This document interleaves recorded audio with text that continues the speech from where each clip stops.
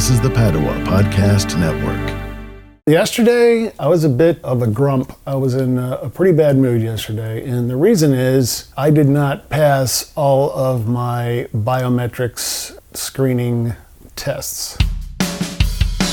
Running a Fever, episode 193, fourth quarter rally.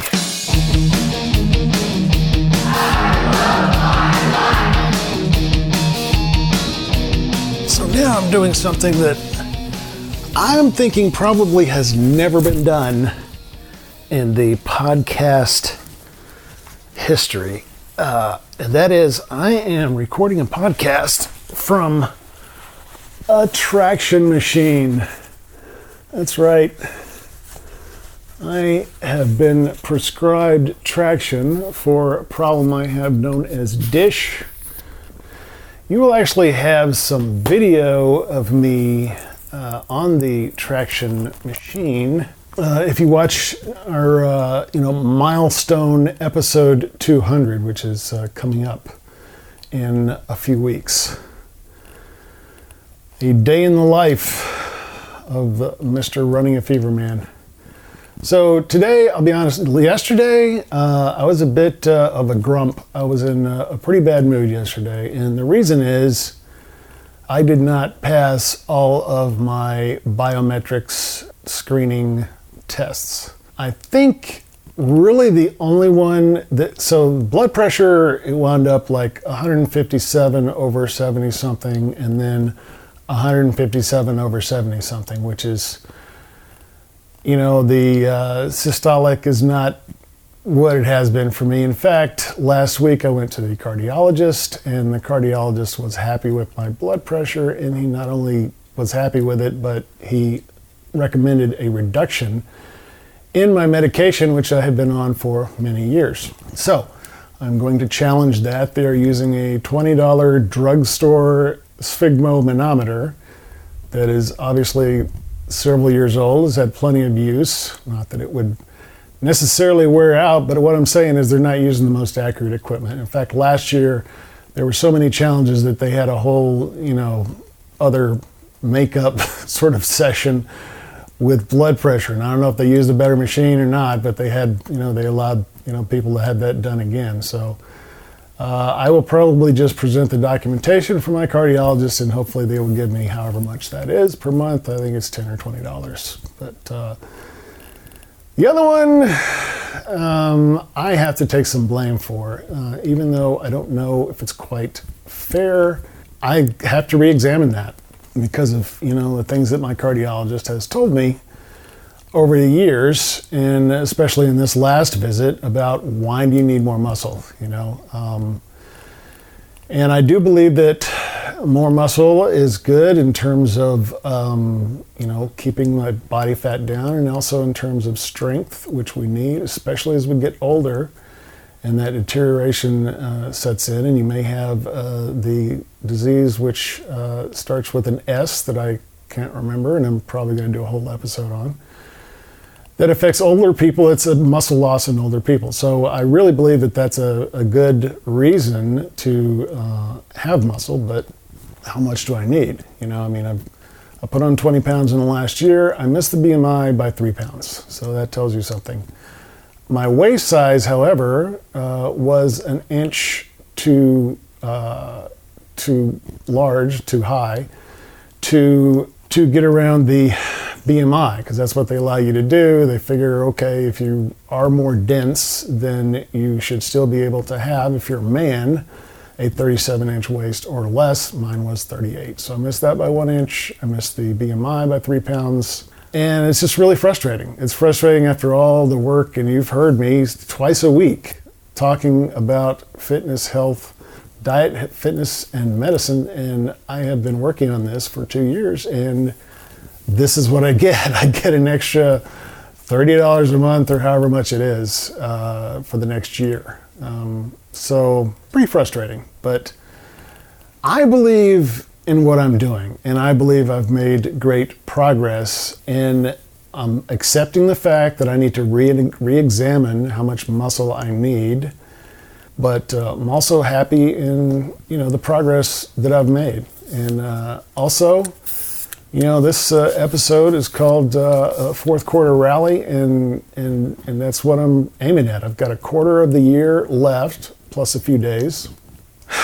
I'm aiming toward hitting that goal, 15% body fat. I know it's going to be tough because I'm currently right around 29 or 30, but I'm still going to give it my best shot. And like I said, if I could get under 20, that would be awesome. Awesome.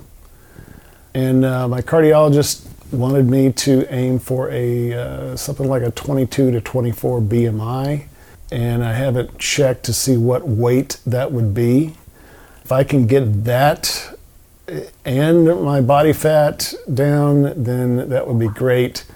I just had the feeling that would involve losing some muscle as well. But I'm going to find out, but that's it. I mean, it's the fourth quarter now, and it's time for a rally. I did have a chance to try out my new Adidas Powerlift 4 weightlifting shoes. And they were fine. And by the way, you need to check out the YouTube video. There was an audio podcast of the unboxing and initial quality review of the Adidas Powerlift 4 weightlifting shoe. But there's also a video, which is obviously for an unboxing. You can get to actually see the product and see what I'm talking about. So even though I'm sure my descriptive powers are awesome, I really want you to see that. So runningafever.com/YouTube. Also, I can't remember what episode number it is. It's just a couple ago. But if you go to that episode page on the website, then you will be able to go directly to the video from there. So they were good.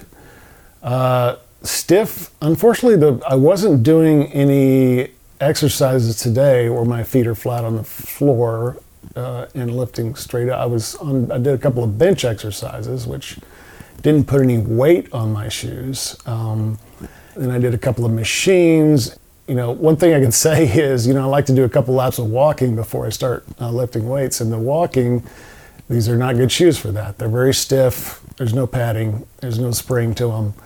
So yeah, I guess I'm kind of worried about the shoe like cracking when I'm doing my standing calf lifts, which really bend the shoe quite a bit. But on the whole, it was pretty good. And unfortunately, it's pouring rain outside. So on the first day I wear these new shoes, I get to walk around in the rain in them. But that's because I don't like to go and just change in the locker room and everything. Otherwise, my shoes would be pristine, I'm sure. But I live so close to the gym and just dress and undress at home. But speaking of the standing calf raise, I put 500 pounds on that machine today and lifted it. Now, understand that, as I've talked about before, these new machines have so much leverage. There are 2 3-foot levers on these machines, one at the top, one at the bottom. So it's not like I'm lifting 500 pounds straight up with my calves. However, it's enough to pretty much fill up.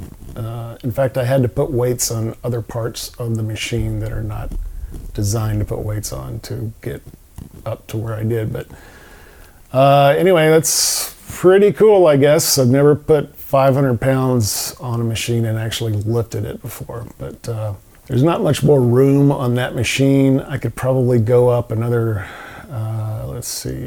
25. So I could go up another 20 pounds. So I could get up to 540, I guess, maybe, and then put some weights on other parts of the machines. I don't know, but I'm not too worried about it. I think I'm getting great calf exercise there, but that's a pretty cool thing about today. So I just wanted to give you an update today because there's a bunch of things going on, a bunch of things running through my head after yesterday.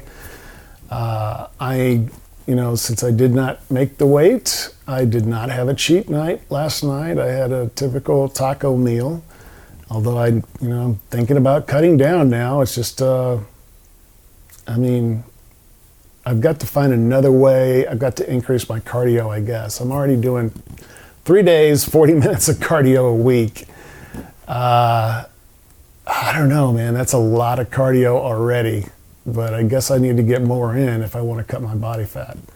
So just need to re-examine and adjust. But honestly, I think I'm doing well. I talked to a friend yesterday because I was just really bummed out, and he said, I can't believe that, but it doesn't matter. I'm going to tell you, you look great. You've improved so much. You just look healthy, and that's great to hear. It's great to hear. So I feel healthy, and so I'm going to keep doing what I'm doing and just try to adjust when I need to and improve and keep on going, and we're going to have a fourth quarter rally here as we adjust and try to move forward. I still got the fever, and I hope you do too. I'm going to talk to you next time, and so I'm signing off from the Traction Machine. Have you ever heard any other podcast recorded on a traction machine? If so, let me know. mail@runningafever.com. And goodbye.